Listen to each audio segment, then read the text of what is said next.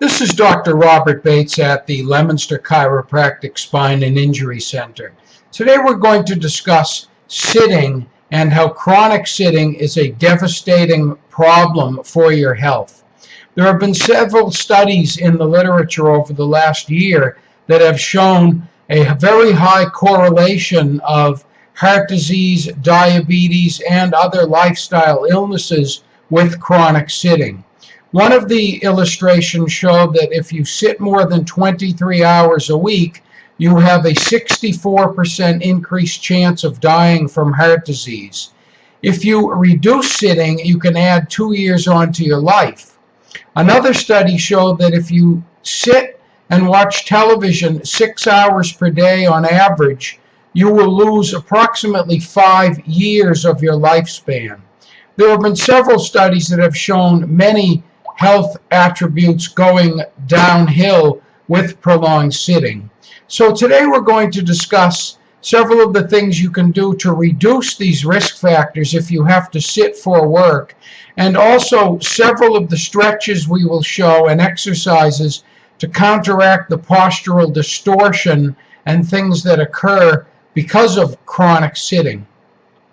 The research is not completely clear of why there is such a high correlation of illnesses to prolonged chronic sitting, but some of it has to do with the fact that you are in a quasi-anti-gravity state without movement, and that humans are made to be moving, and there is less good information going into the central nervous system and a stasis of blood flow, as well as other abnormalities that a human cannot handle in this high-tech world.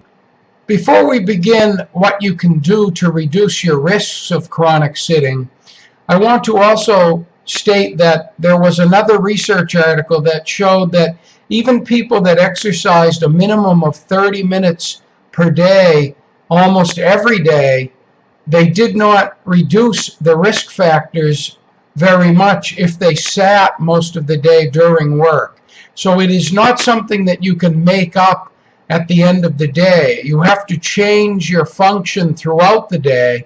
And one of the benefits that was seen to reduce the risk was to get up at least every 12 to 15 minutes. Even if you only stand up and sit back down, that activity reduced the risk of a lot of the chronic illnesses and ailments that occur with chronic sitting.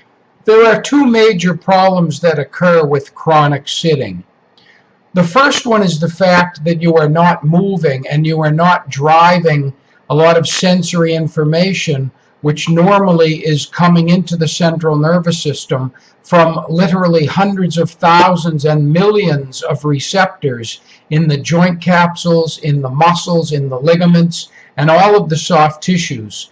That drives function in the brain and actually alters immune function, short-term memory, stress levels by stimulating the amygdala where serotonin is controlled, and many other things. So there is no way to really counteract that if you are not moving.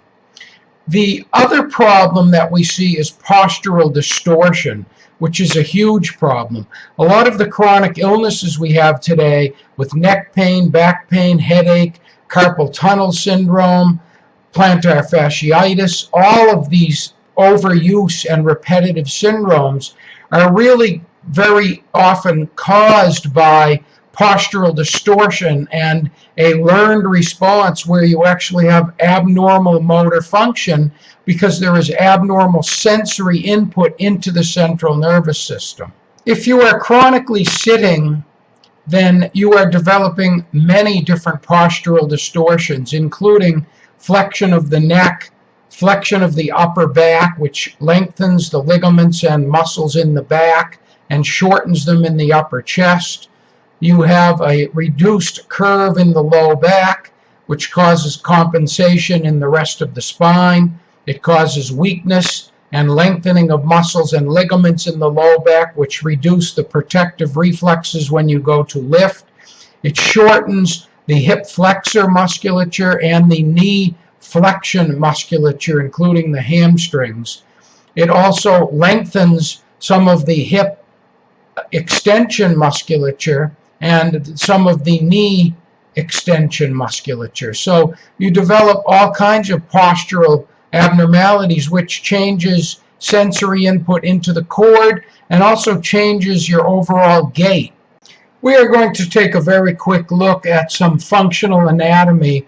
I am going to show you the front view and the back view of the body, and then the head and neck, from the deepest layers of ligaments and muscles to the most superficial layers, so that you can see the complexity of the hundreds and hundreds of muscles and the different attachments and origins and insertions of these muscles and ligaments, so you can appreciate how complex this motor pattern would be and how complex the function is. And also, if you sit in chronic disturbed posture or abnormal posture, the changes that would occur. Here we have a view of the upper back as we place muscles in to the suboccipital areas and layer of musculature with different neurological control and function, all the way out to the most superficial muscles, which are the trapezius in this view, attaching from the base of the skull to the scapular spine in the upper back shoulder and in the spinous processes of the upper back. Imagine the head being forward for hours, stretching all of this musculature, making it overwork and build up lactic acid and be fatigued. This chronic stretching will ultimately lead to myofasciitis, trigger point formation, and other referred pain syndromes, and should be avoided since a lot of these chronic changes will at least be permanent to some level. We're going to take a moment to show how you should sit. And remember, even when you sit in perfect posture, it isn't really good to stay in that posture, as we have discussed in earlier portions of this video. But for most instances, when you're working at a desk or sitting, I'm using a stool to show a little bit easier without having a back. But what you want to have is your knees below your hips, so that it helps to keep your pelvis rotated forward, which enables you to keep the curve in your back. An Olympic study showed that with no back support, you could only stay about 18 minutes and then the muscles get tired and you hang on the ligaments. You go into what we call slump, which stretches ligaments and causes chronic back problems and reduces the safety of the reflexes by stretching those ligaments so that the muscles that control the joint function don't work right. And those are the types of people that pinch tissues in their back and supposedly throw their back out.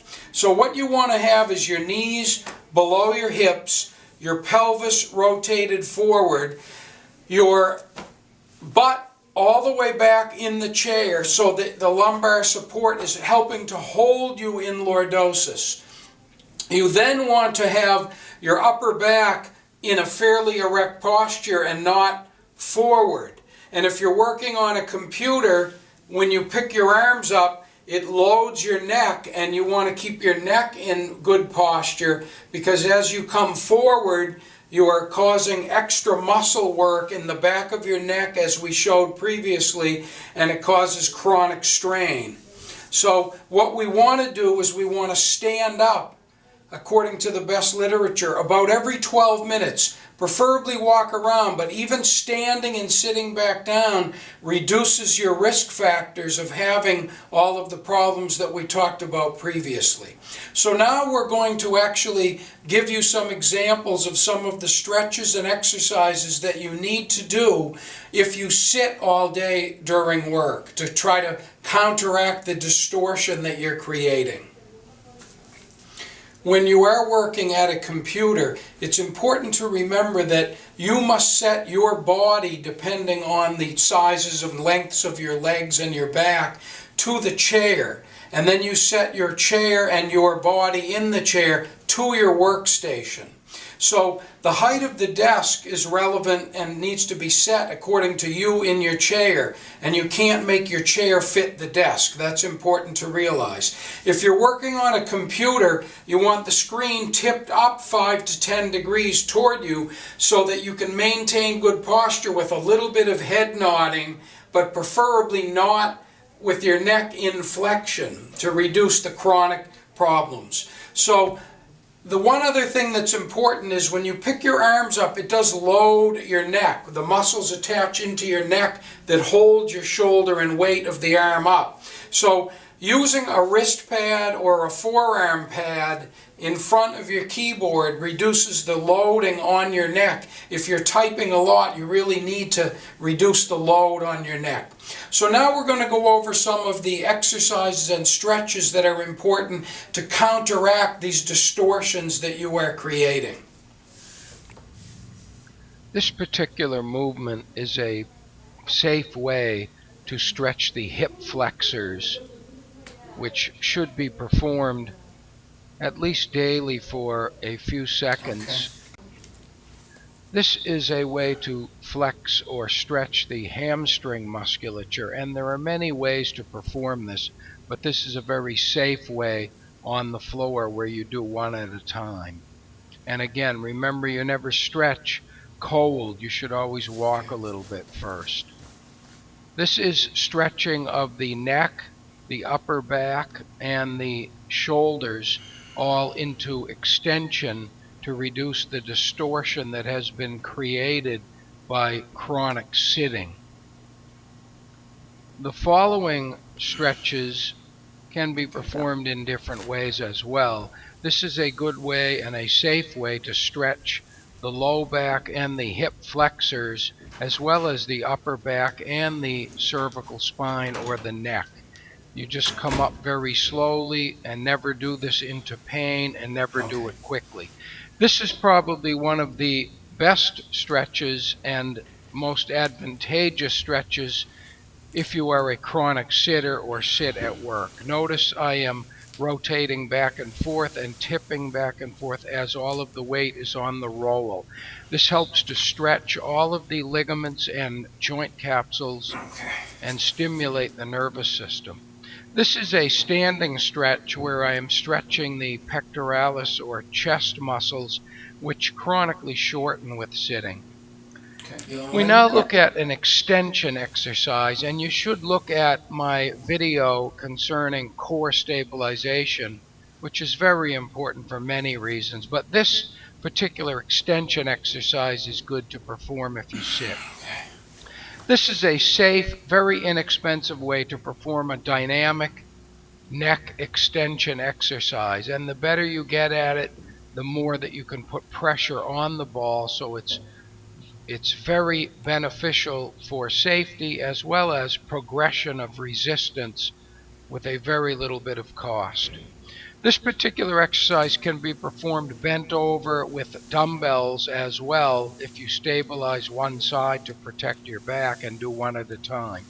With the tubing, it is easy to perform if you can rig that up at home. This is a posture check that creates a biofeedback mechanism where you put your feet against the wall, put your buttocks against the wall, stand and feel your neck and shoulders, then pull your upper back into extension where you will actually feel again the shoulders and upper back, and this will allow you over time to maintain better posture.